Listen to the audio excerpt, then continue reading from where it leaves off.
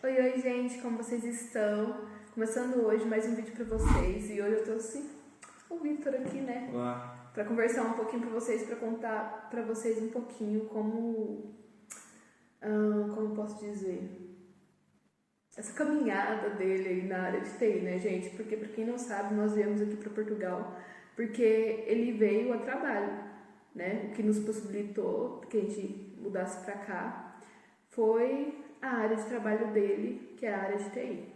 Então, ele pediu pra que eu fosse, quando eu pedi pra ele gravar esse vídeo, né, ele pediu que eu fosse fazendo, tipo, umas perguntas pra ir meio que guiando ele. Então, bora lá, né, começar. Bora lá. Bom, gente, vamos lá então. Pergunta, né? Primeira pergunta, eu acho que é interessante que a gente comece, né, pelo começo, querendo ou não. Então, gente, a primeira coisa que eu vou perguntar pra ele é por que e quando ele decidiu entrar para a área de TI. Bom, eu não sei exatamente quando eu comecei na área de TI, mas meu primeiro contato tem aí um pouco mais de 15 anos. Foi quando eu vivia dentro de lan houses, jogando e tal. E aí a gente criava alguns joguinhos e para esses joguinhos a gente precisava de criar sites para que as pessoas se cadastrassem. E eu lembro que na época tinha um portal onde o pessoal baixava sites prontos e editava o seu jogo. E aí todo mundo tinha o mesmo site. Então, dali surgiu a ideia de editar um pouco o site para ter a cara do meu joguinho, e com isso eu comecei a aprender um pouco sobre a área. Então, tem facilmente mais de 15 anos aí. Profissionalmente, desde 2016. Gente, pra quem não sabe, a gente é de uma cidade, né, lá em Minas, Parque Triângulo Mineiro, de Uberaba, Minas Gerais. E lá, querendo ou não sei hoje em dia, porque já tem bastante tempo que a gente não mora lá, desde 2016. Quando a gente morava lá, era um pouco, assim, complicado para quem era de TI e não tinha formação acadêmica, né, ou seja, não tinha feito uma faculdade, conseguir ingressar na área. Então, né, o Victor foi para Ribeirão Preto. E foi, eu acho que o primeiro passo pra gente chegar até aqui foi isso, né? Exato, exato, porque na época eu não tinha faculdade, ainda hoje não tenho, comecei a fazer por algumas vezes e parei. Então naquela época na nossa cidade não tinha oportunidade para quem não cursava, né? Ou estava cursando ou já tinha cursado. E aí a minha primeira oportunidade então profissional de carteira assinada e tudo mais apareceu em 2016, lá em Ribeirão Preto. Só que assim, gente, eu comecei a namorar com o Victor em 2013, em janeiro, no comecinho. E assim, ele já mexia há algum tempo já, né, com programação. Então, assim, tem bastante tempo. Antes disso era mais criando projetos para pessoas que me conheciam, né? Os famosos frilos. Exato, os projetos freelancers. Inclusive essa ida para a empresa de Ribeirão Preto em 2016 foi um convite de um amigo da época dos joguinhos há muitos anos atrás, antes mesmo de 2016. Então foi por isso que eu comecei, eu e ele inclusive, há muito tempo. Então tem mais de 15 anos aí. Eu tentei pesquisar aqui antes de gravar o vídeo, mas eu não consegui achar uma data exata, mas tem uns 15 anos pelo menos. E então, tipo, quando surgiu esse interesse? Tipo, Eu acho de que vir pra Portugal? para vir para Portugal. Também não sei, eu acho que, enfim, eu também não sei datas, mas eu acho que por ver em TV, eu acredito, eu também hoje em dia já fui lá e não é a mesma imagem que eu tenho de ver em TV, mas eu acredito que foi imagens da Praça do Comércio de Lisboa. E aí eu não sei, por meados de 14 anos, eu acho que eu coloquei na cabeça que queria estar naquela praça. Nem gostei tanto assim, pra ser sincero. Depois que eu Ou estive seja, lá. gente, não superou as expectativas dele. Tá normal, mas quando eu era criança, adolescente ali, não gostei muito quando eu cheguei aqui, mas na época foi o que me fez querer estar aqui, e foi isso que surgiu a ideia para estar aqui. Tá, quando você pensava, tipo, morar fora, sempre o primeiro país que vinha à sua cabeça era Portugal. Exato, nunca tive sonho americano, como acho que a maioria dos brasileiros. Sim, sempre pensava em vir para Portugal. Não é, tipo, querendo ou não, quando surgiu o interesse dele, não foi nada, tipo, como é que fala? Pelo qualidade de vida, né, gente? Foi porque ele viu na TV, curtiu. Eu nem sei se foi na TV em si, mas eu tenho certeza que foi a imagem da praça, e que eu acredito muito que seja a Praça do Comércio. E aí, sei lá, isso virou um sonho e aí eu acabei realizando. E como foi esse processo para você conseguir a oportunidade de vir para cá? Tá. Bom, depois de 2016, né, que eu comecei profissionalmente numa empresa, morei em Ribeirão Preto, a gente morou durante uns 4 anos, quase 4 anos, isso aí. A gente foi para São Paulo, né, com outra empresa, então passei por outras empresas, como PicPay, depois Mercado Livre. E aí, já tendo atingido aquilo que eu imaginava como todos os objetivos dentro do Brasil, né, imaginava que aquilo ali era o que eu já tinha me satisfazido, acho que essa é a palavra, né, enfim. Eu comecei, agora o próximo objetivo que eu já tinha em mente é ir para fora. Então eu tirei o passaporte, acho que o primeiro passo é você tirar o passaporte, mesmo que você não tenha nada para nenhum país que você já queira ir, mas já estando com o passaporte é meio caminho andado, porque parece que eu pelo menos acredito que quando você faz uma coisa, dá um passo, as coisas vão acontecendo. Então eu tirei o passaporte, né? Mas nisso eu já estava respondendo a algumas empresas daqui que entraram em contato comigo através do LinkedIn, né? Você trabalhava para a Austrália também? Isso, verdade. Eu tinha saído um pouco antes de começar esse processo de vir para Portugal. Eu já estava trabalhando para uma empresa da Austrália, né? Eu tinha saído do Mercado Livre, fui para uma empresa da Austrália. Cogitamos nos mudar para a Austrália também? Cogitamos, mas muito longe e muito longe é caro para ir conhecer, porque como era um país muito longe, eu pensei, não dá para simplesmente mudar e chegar de mala e conhecer lá. Seria legal que eu fosse para lá de alguma forma, turistar ou para estudar inglês, que seja, mas era caro e longe, então a gente acabou que não cogitando muito. Também não me chamou tanta atenção assim, até porque o sonho era Portugal de alguma forma. Gente, pra quem não sabe, vou contar até uma coisa aqui que é muito interessante. O Victor, desde quando ele conseguiu sua primeira oportunidade, assim, como eu posso dizer? Primeira oportunidade certinha, assim, formalmente, né? Lá em Que ele, 2020, lá em 2016, quando ele conseguiu o primeiro trabalho mesmo, sem ser freela, ele sempre teve uma listinha que ele sempre comentava comigo, é muito interessante, das 5 empresas que ele sempre, tipo, tinha o sonho de trabalhar. E ele, tipo, fazia um top 5. E o engraçado é que o Mercado Livre era o top 1 dele. Ou seja, quando ele entrou lá no Mercado Livre, o passo, tipo, próximo passo que ele tinha para dar é vir para fora, porque a empresa, tipo, top 1 dele, ele já tinha, né, conseguido realizar o sonho de trabalhar lá. Exato. E basicamente então trabalhei para a Austrália, né? Trabalhei um tempo para a Austrália. Empresa que eu trabalho hoje ainda, então eu vim para Portugal e acabou que eu voltei a trabalhar para a empresa da Austrália. Então, estando trabalhando na Austrália, algumas empresas de Portugal começaram a me mandar mensagens, convite para entrevista pelo LinkedIn. Fiz entrevista em uma empresa, mas não deu muito certo por questões de faculdade. E aí foi quando eu voltei a fazer faculdade de novo. Falei, pô, preciso ter esse papel aí, porque na nossa área acaba não sendo um requisito. Se você tiver, bom, mas se você não tem, não é muito um problema, assim, né? Tem países, tipo, eu acho que no Brasil você não vai ter problema, mas para sair, dependendo do país, eles vão pedir.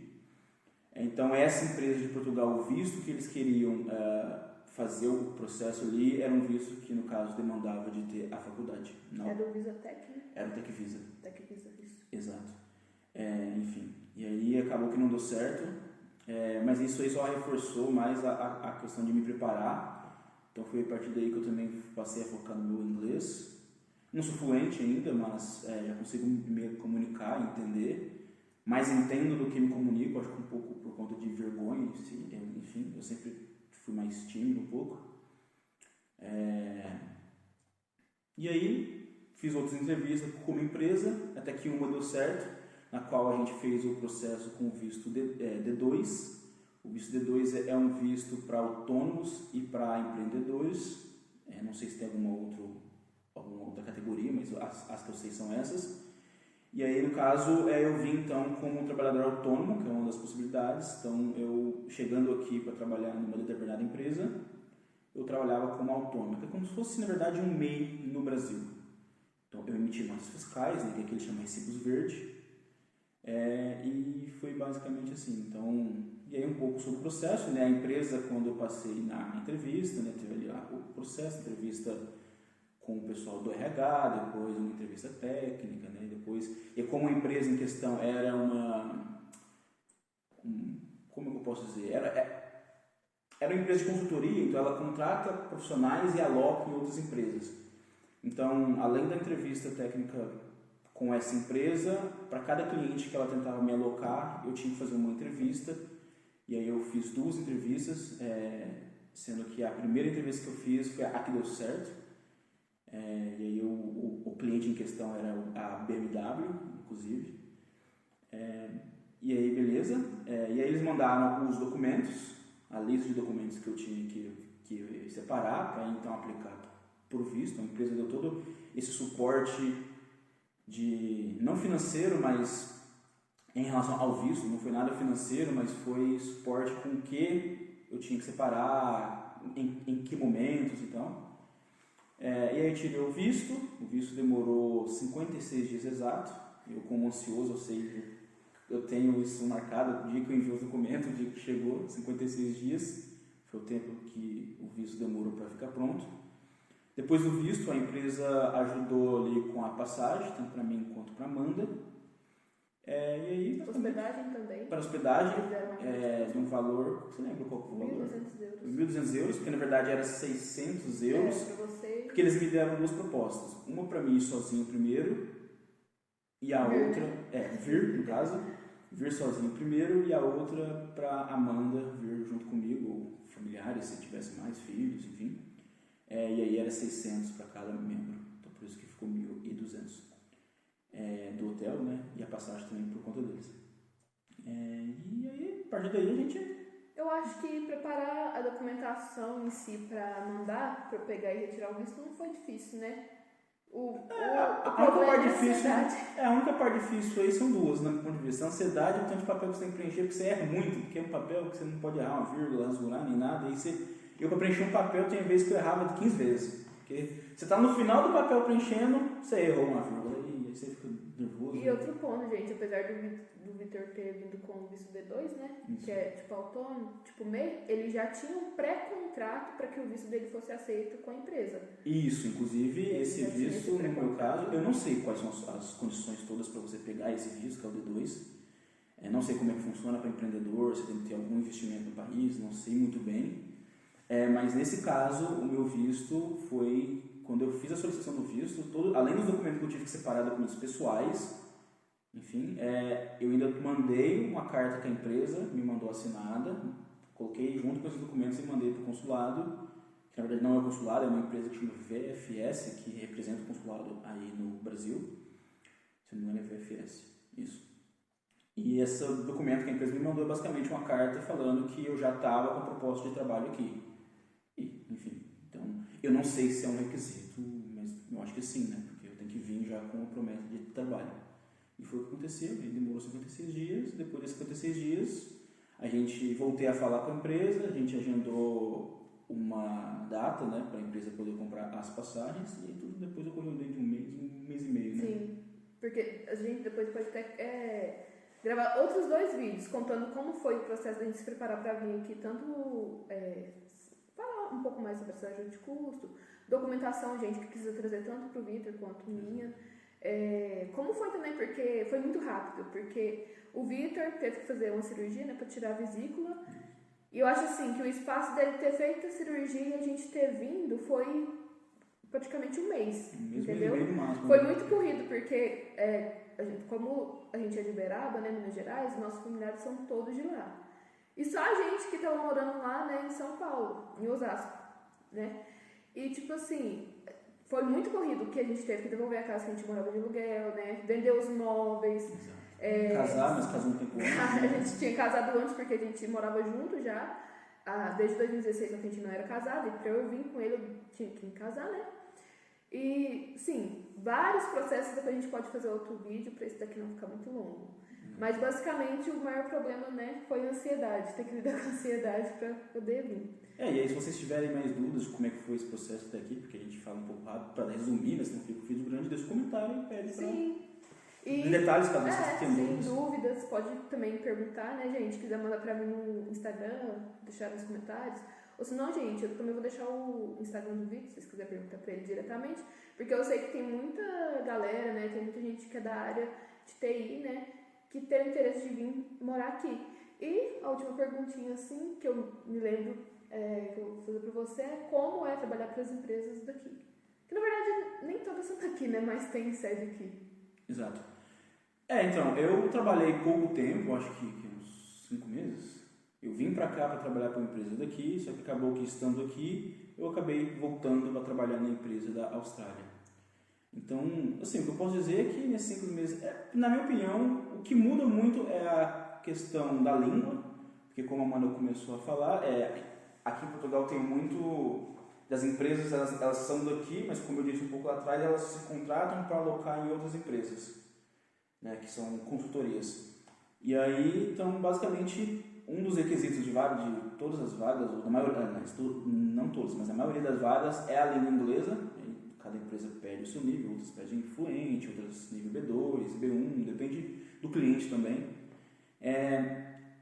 E aí, basicamente, é uma empresa, é uma consultoria, e aí eu fui alocado na BMW, como eu disse, então a cultura muito era da BMW. Porque embora eu era contratado por uma empresa portuguesa, mas eu não tinha quase contato nenhum dia a dia, quase zero contato com a empresa em si, porque eu ficava de fato no escritório da empresa, cliente. E ali, basicamente, a minha experiência é uma empresa igual ao Brasil, na minha experiência, os mesmos processos de dia a dia. A única coisa que mudou mesmo foi essa interação com pessoas de outro país, que aí você demanda tanto a cultura das pessoas são diferentes, então na forma como elas se tratam, né? Às vezes, por exemplo, até os portugueses mesmo um pouco, às vezes soa, para algumas pessoas pode soar que é mais grosso, mas na verdade eles estão sendo direto, outras vezes pode ser que eles estão sendo grosso mesmo, e você confunde se está sendo direto ou se não está. Mas sobre o processo, sobre o trabalho em si, é a mesma coisa que eu estava tendo lá no Brasil nos últimos anos. Mas no seu time mesmo tinha um português, né? Você era BR. Interessante que no meu time mesmo, bom, falar número é sempre um pouco difícil porque eu não contei assim, exatamente, mas eu acho que 95, 90% do meu time era brasileiro, e desses 90, mas uns 90% dos 90, eu já estou ficando na minha conta, né? Mas, enfim, a maioria do time era do Brasil e da mesma consultoria. Então a gente tinha interação em diferentes pontos, porque era a mesma consultoria. Então os eventos que aconteciam na consultoria, a gente estava junto de novo. Enfim, no meu time mesmo, porque dentro dessa empresa, embora a gente era a maioria brasileiro, era um grande time, dentro do grande time tinha pequenos times. Então dentro do meu pequeno time mesmo tinha uma pessoa de Portugal, o resto tudo brasileiro. Então, basicamente, era dia a dia brasileiro, a gente acabava influenciando um pouco os portugueses, porque todo mundo brasileiro, no começo era só um português, na verdade a nossa manager era portuguesa, então era 3 portugueses, mas que contato direto, que é ali o desenvolvedor, era só um. Depois entrou mais um, então depois mais 2, então ficou 3 desenvolvedores ali, portugueses, o resto tudo brasileiro, enfim, era muita gente brasileira na empresa toda. E aí, basicamente, a mesma coisa, a cultura brasileira, de certa forma. É isso. O que mudava mesmo era quando a gente precisava interagir com o alemão, outras culturas, outros países. Porque como é uma empresa que está presente em vários países, né, que é a BMW, ela também tem pessoas de tecnologia em vários países, e Portugal é apenas um deles. Então, tinha pessoas na própria Alemanha, né, a sede, se eu não me engano, é lá. Mas, enfim, tinha pessoas trabalhando em vários países, como Inglaterra, tinha pessoas lá para projetos, enfim. É isso. E algumas coisas que eu queria reiterar, gente. Tipo, todo momento no processo de visto, todas as dúvidas que o Vitor tinha, ele tinha apoio dos advogados, ele tinha contato com os advogados dela da consultoria, né? E também, tipo, ele não saiu de lá porque era ruim, né? Não, exatamente. Ele saiu de lá por outros motivos, flexibilidade, querendo ou não, na empresa da Austrália, ele tinha mais flexibilidade. Querendo ou não, também um pouco salário, gente, porque, para quem não sabe, o salário da Europa, dos países da Europa, de Portugal, que é um dos mais baixos. O salário de Portugal é um dos mais baixos da Europa. E, tipo assim, desenvolvedor, quem quer da área de TI, já ganha um pouco a mais, só que também não chega, tipo, nem em comparação a de outros países, entendeu? ainda é um pouco abaixo, mas a questão mais eu acho que foi a flexibilidade, né? Porque querendo ou não, a empresa que você estava trabalhando era híbrida, né?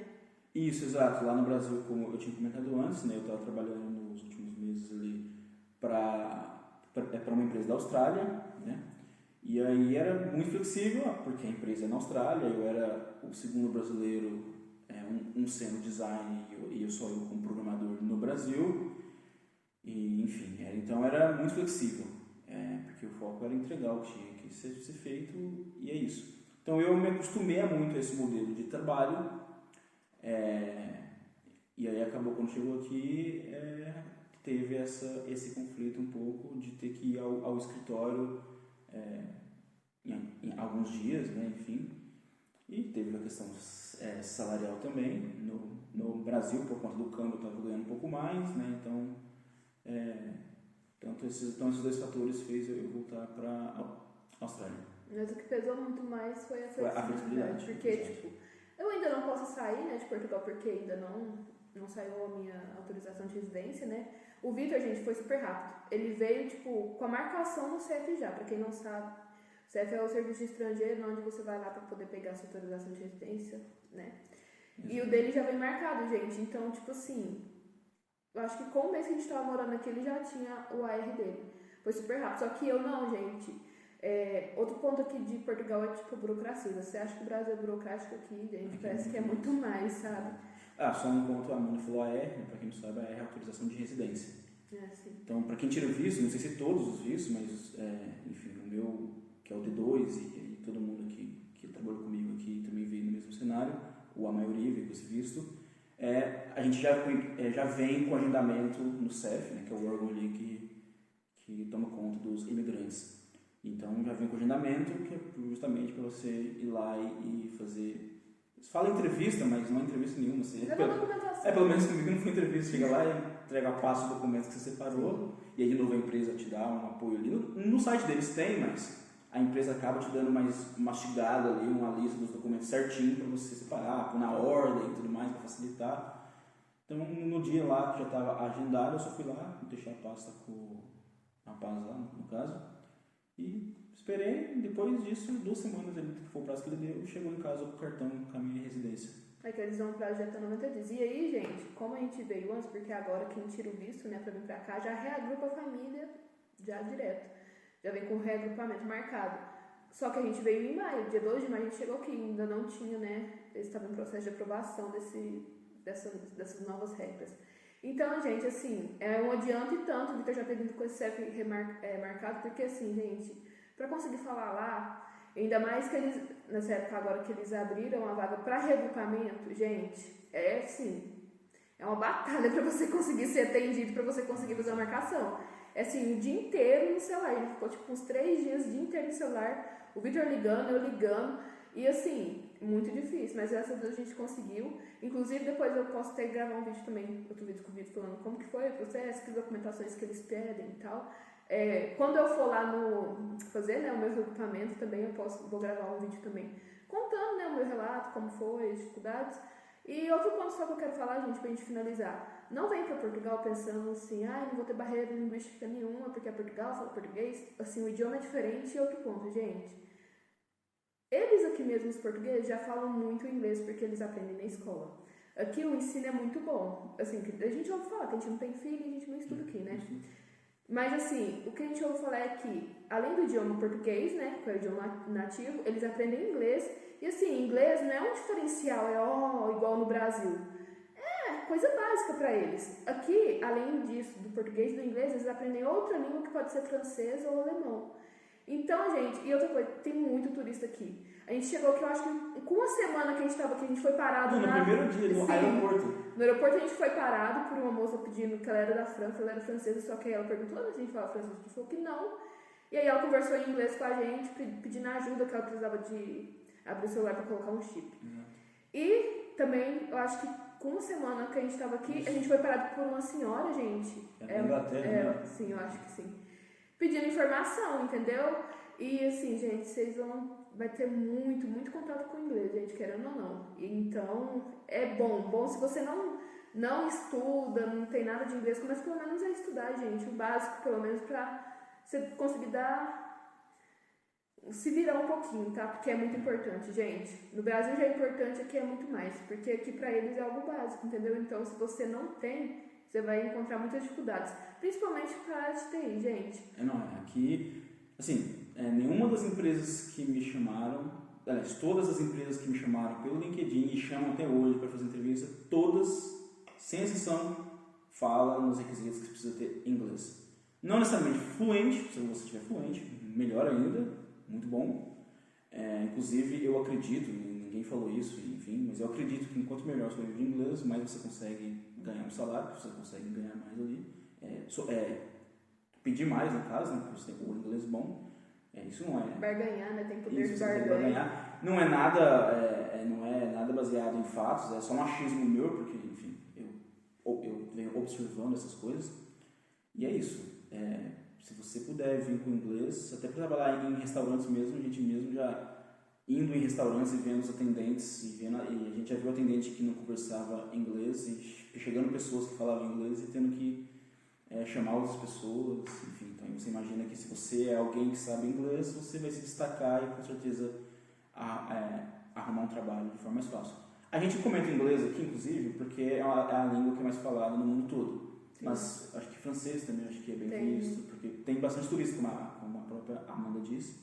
Então, qualquer língua assim que você souber... Francês, alemão aqui, eu acho que alemão, as principais que eu vejo isso. É o inglês, francês e o alemão, né? Exato, principalmente inglês, porque quando os alemães vêm para cá, eles vão falar inglês na maioria das vezes para tentar se comunicar, porque não é muito fácil aprender alemão, então, enfim. Então, se puder, aprenda inglês, seja para vir para cá ou para qualquer outro país que fala qualquer língua que seja.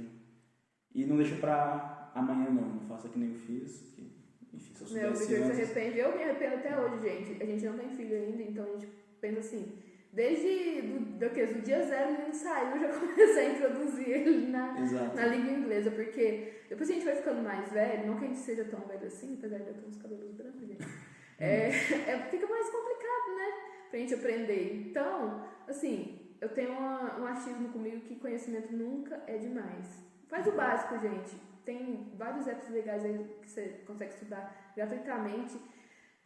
Você saber o básico, pode ter certeza que você vai saber mais do que muita gente. Então, corra atrás do inglês.